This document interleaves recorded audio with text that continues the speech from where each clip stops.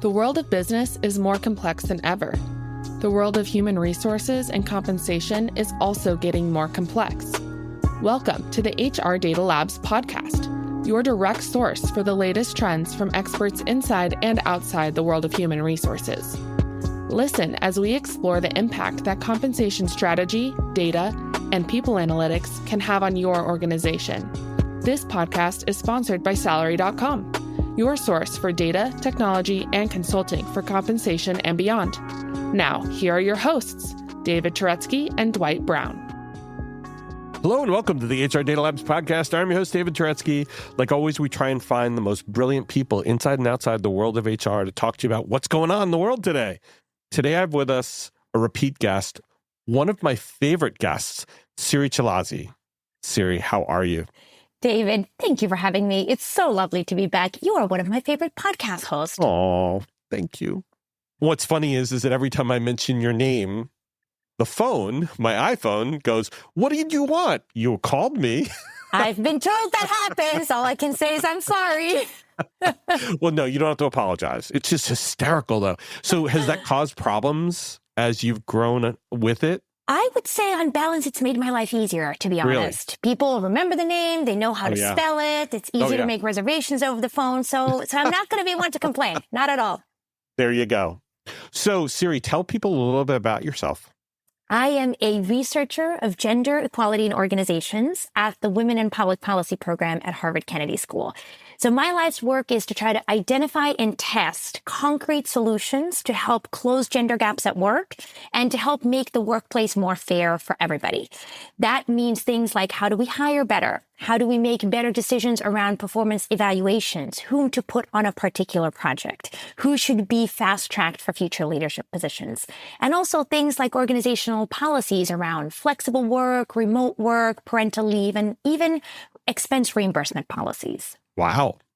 So to kind of summarize, everybody should be calling you. Your phone should be ringing off the hook because everybody's trying to figure all those things out right now. Yes. These insights that we're generating in academia are relevant to every single person in the workplace, whether you're the CEO, the head of HR, a mid-level manager with a team of 5 people reporting up to you, or the most junior person who was just hired a month ago. There is something that social science and behavioral science can help you with in terms of making your own work more fair. And my big passion is not only generating these insights, but also making sure that they reach the people like all of you who are listening right now who can actually use these evidence-based insights to work better. So is that the reason why a lot of companies are actually hiring anthropologists lately to kind of understand and connect with people better? That's interesting. I didn't know about that trend, but I wouldn't be surprised. I think we're realizing that the more perspectives we bring to bear from different disciplines, right? Because depending on where you come from, where you sit, you have a different way of looking at problems. We're going to get better insights and be able to generate better decisions and have better solutions when we bring in this diversity of perspectives together. Well, this podcast is all about getting better decisions made. So thank you so much for being here again. And by the way, what I'd really love it is if you can provide us with the links to your research so that people can know how to follow you and know how to get access to your research. For sure. Awesome. So Siri, you've been here before. You know, what's one fun thing that no one knows about you? See, now you're asking me to come up with the second one. So here goes. I hate dressing up for Halloween. I know I'm never supposed to admit this publicly, but if forced to do it, I have made life easier for myself. This is a classic behavioral science hack by having a go-to costume. And my go-to costume is Elle Woods from Legally Blonde. Yes, you can pull that off. Yes. I have a pink suit, hanging in my closet. I have the mini version of her dog Bruiser. And off I go in my little purse, my little mini Bruiser, and my pink suit. That's great. And by the way, one of the fun things about her character, she's a brilliant person. Indeed. But she hides behind the facade of being this blonde. But yet she's so brilliant and it comes across in the things she accomplishes. So yeah. Well, and another way of framing that is to say she's being herself, but because her exterior isn't the traditional package that we're used to seeing brilliance in, the world has trouble seeing her brilliance. They don't take her as seriously as they really should. I guess just because she's a blonde in a pink suit. Yeah, exactly, which is just ridiculous. So anyway, that's good to know. And so next Halloween, we want to see those LinkedIn pictures about that costume, the go-to. And I'll send I'm making no promises. Oh, okay. So, Siri, one of the fun things we get to do is the topics that we talk to people about. And a lot of times they're perfect from their background. And today's is going to be another one of those great discussions. We're going to be talking about how we can make it all our own work, our workplaces we can make fair through smart, evidence-based behavioral designs.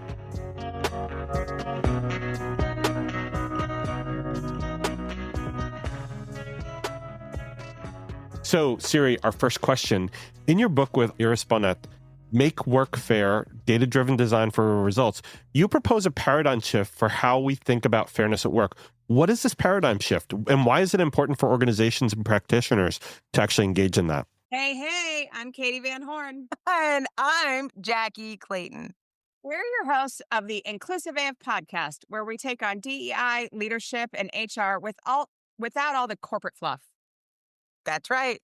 We've got decades of experience, a lot of opinions, and zero tolerance for performative anything. Every week, we dig into what it really takes to build inclusive workplaces with honesty, strategy, and a few side eyes. We'll talk about the tough stuff, power dynamics, privilege, what's broken in the system, and how we can all do better. And don't worry, it's not all heavy. We bring receipts, laughs, and real talk from people actually doing the work. Think of it as your weekly dose of truth, tips, and a little tea to help you lead with intention and show up for your people. So if you're ready to push past the buzzwords and get into the actual work of inclusion, you're in the right place. So subscribe to the Inclusive AF podcast. New episodes drop every week. Catch us on Spotify, Apple, or wherever you get your podcasts. We'll be here breaking it down one inclusive convo at a time. Here's the paradigm shift. Fairness is not a program, but a way of doing things. Corporate DEI has been very popular over the last 5-10 years. And while well-intentioned, it's often been focused on programmatic solutions that are separated from the daily flow of work. So it's go to this training, go to this employee resource group meeting, go to a networking event. Let's send you to a different training course now.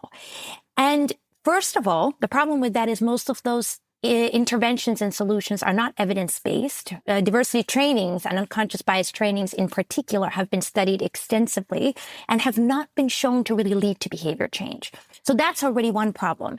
But then the other problem is that because a lot of these solutions are programmatic, when people get busy, when budgets get cut, when political climates and winds shift, it's too easy to cut all of these line items.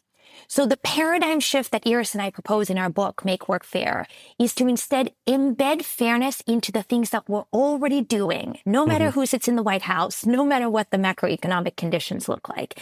We're going to be sitting in meetings. We're going to be producing communications. Our performance is going to be evaluated. We might be involved in hiring new colleagues. Senior leaders in organizations will identify certain people to be fast-tracked for future high-potential projects and potential leadership positions. These are all things that are happening day in and day out in organizations. It's those daily work systems and processes that we can tweak, small tweaks, simple tweaks, often low-cost or low-cost tweaks to help make the workplace a more fair place for us all. But this takes a mindset shift then for how that decision gets made. And how does that get communicated? How does that get introduced? If it's not going to be programmatic and it's not going to be through taking people to a course or reading a pamphlet or whatever, what do they have to, what kind of mind tricks are we going to play on them, Jedi or otherwise, in order to be able to get them to kind of refocus themselves on being more fair? So this is the interesting thing, one of the most interesting insights that behavioral science has to offer to us, and that is that we can shift people's behavior without shifting their mindsets, without shifting their underlying attitudes. So let me give you an example from recruitment. I was only 6 months into my first job in management consulting, straight out of college, when I was first invited to be part of the recruitment team for summer interns for our firm. I got minimal training. I largely had a lot of leeway and flexibility in how I was going to conduct my interviews. They weren't gold standard because actually science tells us the more structure we can put into the process, things like predetermining the questions in advance, asking every candidate for a particular role, the same set of questions in the same order, having a predetermined grading scale, grading as we go through. These are some of the evidence-based best practices. If I had known then what I know now, I would have used those best practices to change how I conduct interviews, and I might have shared some of those approaches with my colleagues. I didn't have power at the time to change hiring practices for the whole firm, but I could have said, hey, I read this book or this study that suggests to make the best, most objective decisions, here's how we should conduct our interviews. I'm going to be doing it this way, and you might want to follow suit. So this is how you can make your work fair, even if you are literally the most junior person on the team. Now, going back to your question about the mindset shift, if you're a more senior person, a senior business leader, the head of HR, you could actually make that change for the whole organization in one fell swoop. And you don't need to change people's mindsets to do that. You can simply say, hey, we're moving to a new way of conducting interviews because research shows that this is much better, allows us much better to identify the best talent. So going forward, we will do A, B, C, and D. Mm-hmm. People's mindsets don't have to change for them to follow the new process. No, in fact, they actually want process. They want to be led a little bit because in the absence of being led, they usually do terrible jobs, especially at interviewing. Yes. And then they blame it on HR. Well, I didn't find the right candidate because they didn't give me a guide to, ask the right questions. And I wasn't given a scoring sheet. And I just used my gut. And my gut's usually right. Exactly. And the ironic thing is most companies today will say that their people are their greatest asset. Yeah.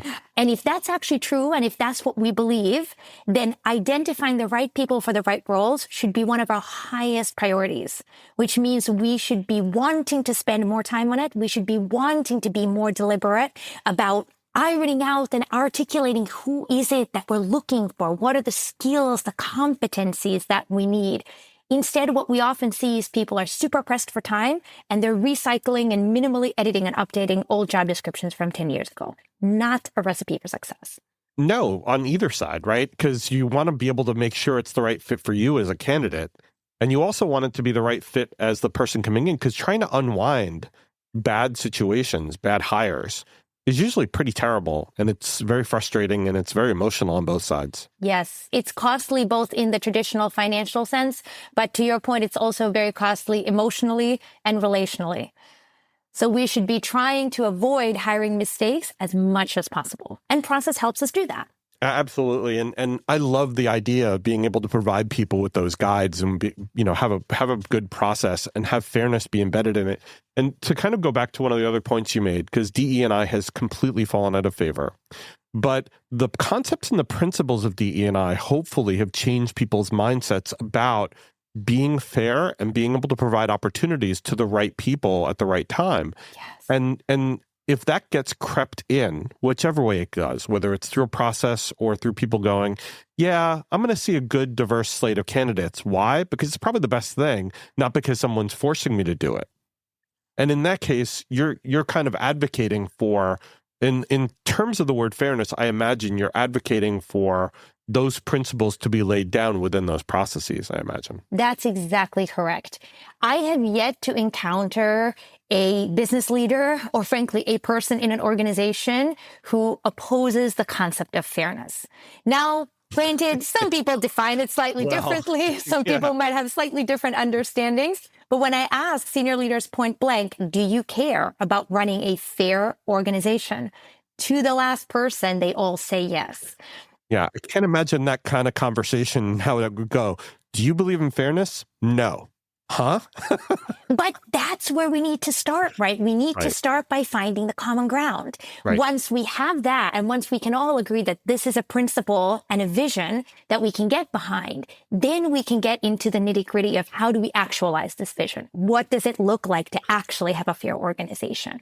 How do you measure that, though, Siri? How do you measure what is fairness, and how do you measure that fairness is actually taking hold? Thankfully, we have data. This is where it goes back to data, and measurement. Let me give you an example example. Representation is obviously something obvious. One thing I would want all organizations to look at is the representation at all different levels and how those levels to relate to each other. Right. So if your entry-level employee base is 50-50 women and men, let's say, then it's kind of hard to justify that only 25% or 30% of managers are women because your pool is already there. You've got a 50-50 pool. So what happens in those couple of years when employees mature from entry level to management, that we start disproportionately selecting for men? That to me would be a signal or a flag to dive deeper into the company's career development processes, performance evaluations, how do promotion decisions get made, and to assess those processes and check if there's some unconscious bias creeping in unintentionally. So data can help us do that kind of analysis. Data can also help us, for example, identify whether people have an equal opportunity to actually move up to the levels of an organization. One data point that I find very interesting is time in role before promotion. Right. So let's say we're looking at the manager level, and in this hypothetical organization of ours, the next level up is director.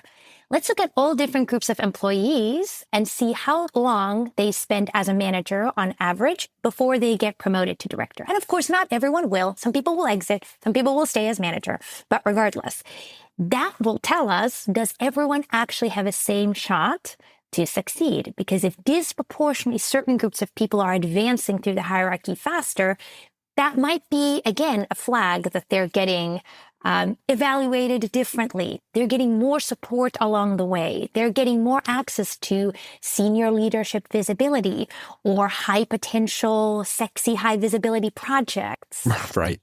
Well, that part I would imagine would be harder to measure. But I also want to challenge one quick thing on this, and that's the numbers we're talking about in terms of the promotions is going to be very few on a yearly basis. But if you look at history, you might be able to be a little bit more clear because we know that if you're looking at just 2 or 3 promotions, that's not really going to tell you anything. It's not really a trend.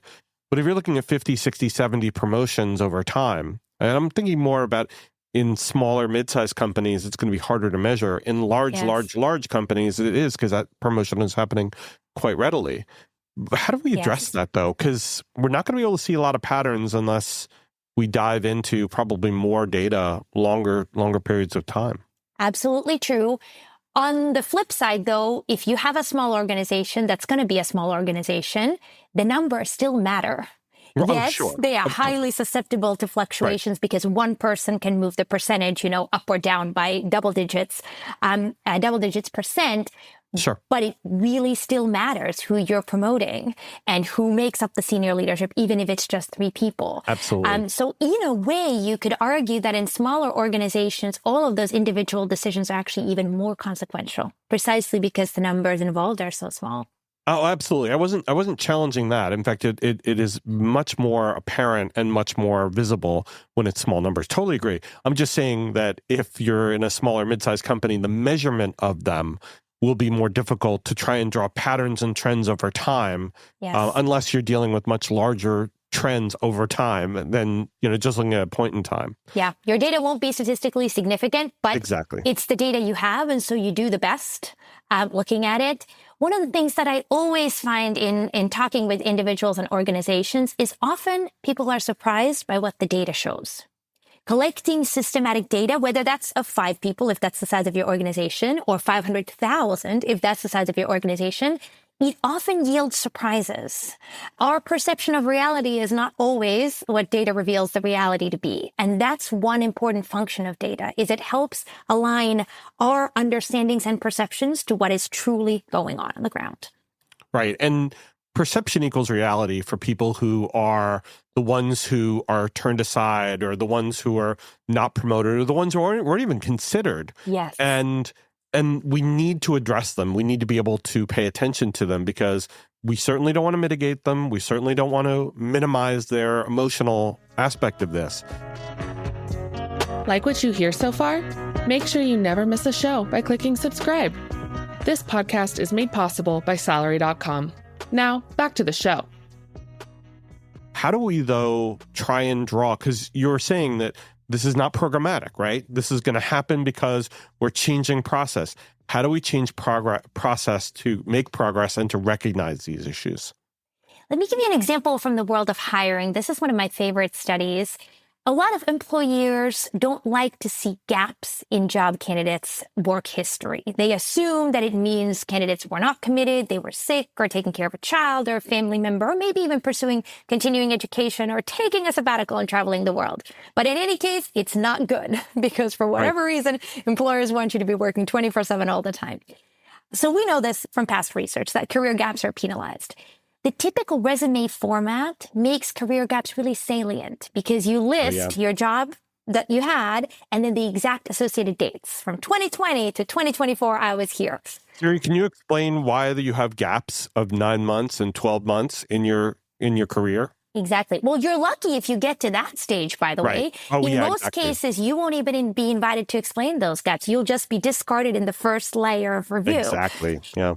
So my colleagues, Ariella Cristal, Oliver Hauser, and colleagues tested a slightly tweaked resume format, which retained all the information, but instead of listing job experience with the dates attached, it just expressed it in amount of time. So 3 years, role X, 4 years, role Y, and so forth. I like that.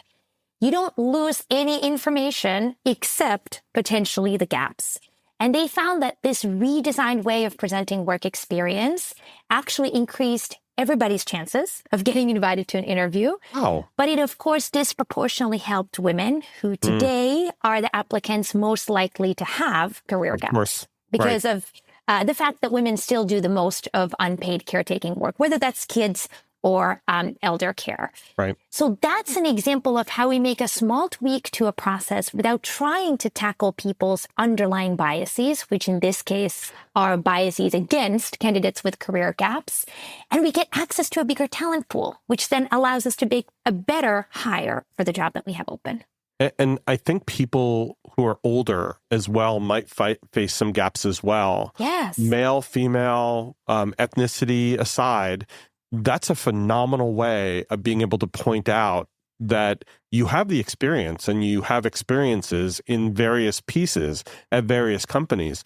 But by the way, I'm 57 and there's no sugarcoating when you put in that you graduated college in 1986 or 1989, that you're old. So I love that idea of having the format change be representative for everybody, representative of your experience. I think that's wonderful. Yeah.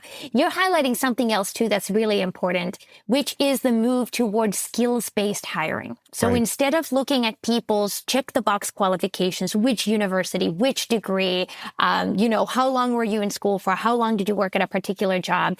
We should really be looking at what are the actual skills and competencies that people bring with them. There's any number of ways to gain, let's say, coding experience. One of them is to go to college and get a degree in computer science. That's great. Another one is to grow up in a family with lots of computers and, let's say, older siblings who are teaching you to code at age 5, and you're a pro before you even get to college age. Right. So if at the end of the day, what we need are people who know how to code, we don't actually necessarily need people with computer science degrees. But that specific result, though, that specific outcome is very difficult for people to wrap their head around, because even when you're talking to HR people, the concept of competencies and skills and even the assessment of them is a very, very different concept. And I've been doing a lot of consulting around job descriptions and how do we actually describe work in the concept of skills. And people just have a very hard time. They're very straightforward when it comes to duties, right? Yes. What are the duties? What are the responsibilities? And then you say, what skills do they need? Oh, yeah. What do you mean? Yep.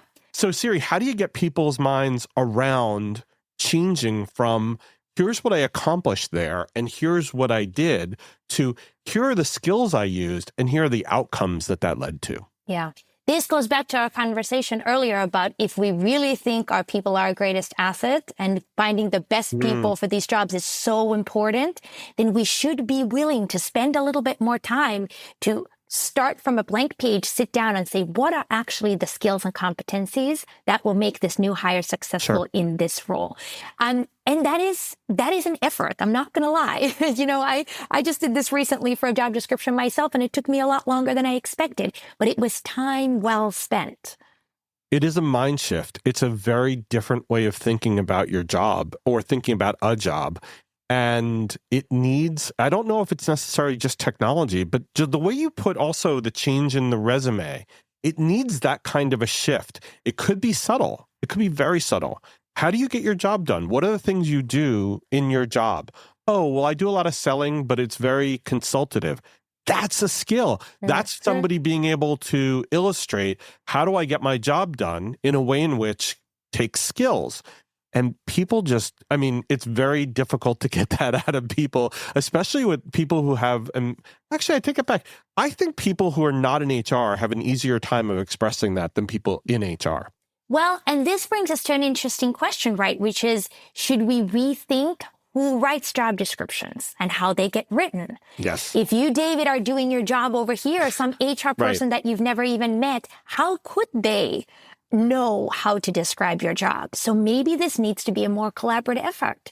This would bring more of a diversity of perspectives to the table, which we know from research is always a good thing, right? So get the people on the front lines involved. Get them to describe what are the critical success factors. To be honest, we used to do that. We used to do what was called a position description questionnaire.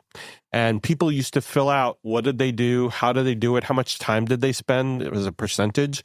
And we used to gather those up, and then we used to go speak to the supervisors and say, is this right? Do you think it's correct? And then we'd synthesize that into one, and that became the job description. Nice. Yeah, but that's too costly. And so that went away. And then other people got to write that description for them. And sometimes it was the manager, which was good because they should have an understanding. But to your point, because that manager's not doing the job on a daily basis, it's usually inaccurate. Yeah.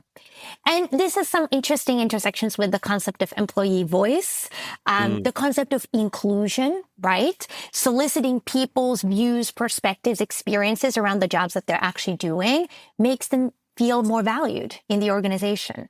When the organization says, hey, I actually care about what you do. If you're getting promoted and we need to hire someone to replace you, we actually want to get your perspective on how to select the best person. That's only going to help build more loyalty. I'll tell you another example of where this is important. And I've faced a lot of organizations that say we want to create a career hierarchy. We want to create a career ladder for these individuals in this job. And they're not sure what differentiates a level 1, 2, and 3 in the job. To your point, it would be best to ask those people, not what do you do, but what skills do you use for each of those individual roles? Then what you can do is the people who you think of as a 1, look at the commonality in response. People in 2, people in 3, and they have described what their competencies are and what behavioral levels we should expect of those people. Yes. And from a design perspective, I would also challenge whether we need 3 levels, right? Who decided that it has to be 3? Maybe it's just 1. The rule of 3. Or 2. Or 4. Well, we always do the junior, intermediate, senior. It just feels comfortable. That's the way we've always designed job architectures so that, we can try and fit. Oh, come on, Siri. Everybody likes to put people in boxes, right? They like to say, you're this, you're that. And, we try and have these paradigms like senior, junior, intermediate. But it just works out that way. Yes, you're right. Should there be differences? Of course. Like, look at the investment banking world. They usually have analyst programs and associate programs. People go through the program. You go, you graduate college, you go through the analyst program, then you go back to school and you become an associate after you've graduated grad school and you go through that process. We love trying to put people in those little, cubby holes, those boxes. It makes sense to us. And then we can compare them and we can measure them. Doesn't always work out that way. I guess the bigger point that I'm trying to make is always doing things the way they've been done can be an enemy of continuous improvement. And part of the work that we need to be doing, all of us individually, as well as organizational leaders, certainly from the remit that they have, is to question some of these current practices and say, Just because we've been doing it this way forever doesn't mean that it's the best way. Might there be a more objective, a more fair, smarter way to design our work? My favorite question is a 3-letter word. Why? Why? Why do we do it that way? Why have you always done it that way? What makes that the best process? And usually people have no idea. They usually don't know because it was not the person before them that did it, that designed it, or the person before them. It was someone, some amorphous person who has no name. Yes. And that's what they've stuck with all these years. Yeah. It's human nature. Status quo bias is real. We tend to have an inherent preference for the way things are just because it's the way things are.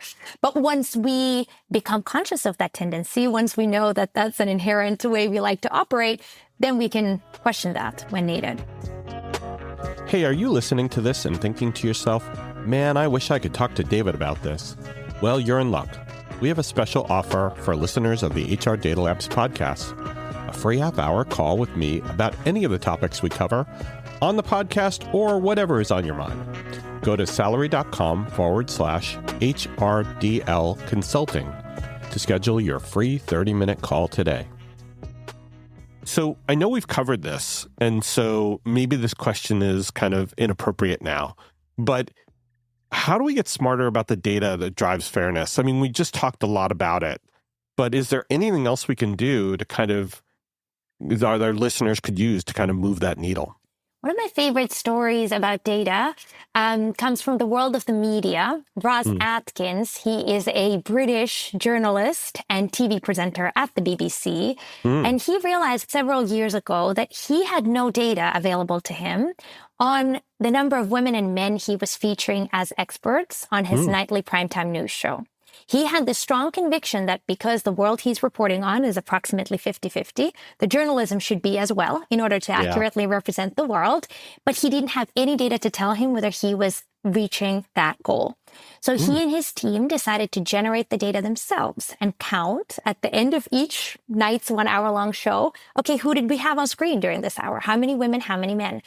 And unsurprisingly, they discovered that they weren't doing quite as well as they thought at first. Women made up only 39% of all the contributors. Wow. So the data, number one, helped them understand the current state of the world so that they could then make a conscious change if they wanted to. They did. They set themselves a goal of getting to 50-50. And within 4 months, they got there. And then they stayed there for years and years until the program's conclusion.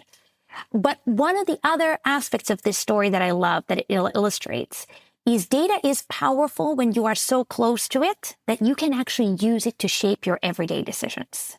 Oftentimes what happens in organizations is there's an HR or a people analytics team or some statisticians, PhD data scientist statisticians that are collecting and analyzing data over in a silo. And the people who are making everyday decisions about performance evaluation scores, whom to hire, whom to promote, whom to fire, don't have the data anywhere close. Right. So bridging that gap and allowing the people whose daily decisions shape what the data will look like, giving them access to the data so that they know at any given moment where they stand and how they're doing, that's critical. And I think that's one way organizations can get a lot smarter about integrating data into everyday work. I love that idea. The problem that I faced in the past with this, though, Siri, is people that are not in HR look at this as an HR dashboard, which I hate the terminology, and it's data that are statistics that don't really tell them anything because they're focused on really transactional things like what's my head count? How many hours did my people spend, on PTO last week? They're not really thinking about the outcomes that we're trying to generate. They're not really thinking about the real impactful statistics that are going to drive better business decisions from these managers. Yes. So if you had advice for the people who are listening, what would you tell them about the statistics that are really more meaningful to those people? My advice would be if you start with a mountain of different metrics, you're going to get lost almost every time. Yeah. You're going to get lost in the weeds of so many data points. So start instead, to your point, Dave, start with your aspirations and your goals. What are we actually trying to achieve here? In Ross Atkins's case, it was journalism that represented women and men equally. From that, then, he was able to focus on exactly the data point that he needed to collect and analyze and keep tracking in order to reach that goal. And for HR folks listening who maybe have control over which data points to share broadly with employees, I would give the same advice, is not that we want to hide things, but sometimes if you share too much and data points that aren't really relevant to the behaviors that we're trying to drive, it can be really easy for people to get lost. So let's keep our eye on the ball and share and focus on the data that relates to that particular ball. I just want to share one thing with you. I've actually just read recently something that said, listen to your people, listen to what they're asking for, and then listen between the lines of what they're asking for to try and come up with what are the insights that you think you have access to that they are really asking for. You know, if they say, come on, could you send me a table of the people on my team and what their service dates are? Maybe what they're looking for is, to your point before, when's the last time someone was promoted, or what are the experience levels of the people on my team? And then try and work with them to ask them the right questions to be able to really kind of get out of them, what are they really asking for? What's the better metric to provide them that gets them to where they're going? Yes. And you also touched on something a moment ago, which is often we share data at such a high level of aggregation that it's so divorced from people's own everyday experiences that it's not helpful anymore. Right. So to an individual manager, they need the data pertaining to their team, Right. and maybe comparing their team to other peer teams. Do they need to see the rolled up data for thousands of people across the whole company and in overseas offices that have nothing to do with their daily work? Probably not. Right. So we need to make the data that we're providing people actually helpful and relevant to them. Line of sight. If it matters to them, it's going to be more impactful to them. 100%.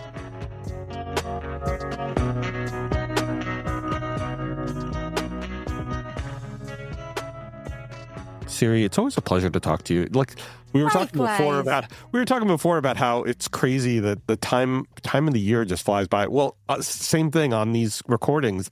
It just flies by when you're talking to someone so brilliant and they just get it and you love it. I loved speaking to you. We're going to have you back. It's going to have to be, less than 3 years though next time. Well, that's a promise. Okay, cool. Siri, thank you so much for being here. We really appreciate you being on the podcast. Thank you so much for having me. And thanks everybody for listening. And of course, Siri, my Siri, just had to say something given the fact that I was speaking to the other Siri. Again, take care. And everybody, thank you very much and stay safe. That was the HR Data Labs podcast. If you liked the episode, please subscribe. And if you know anyone that might like to hear it, please send it their way. Thank you for joining us this week and stay tuned for our next episode. Stay safe.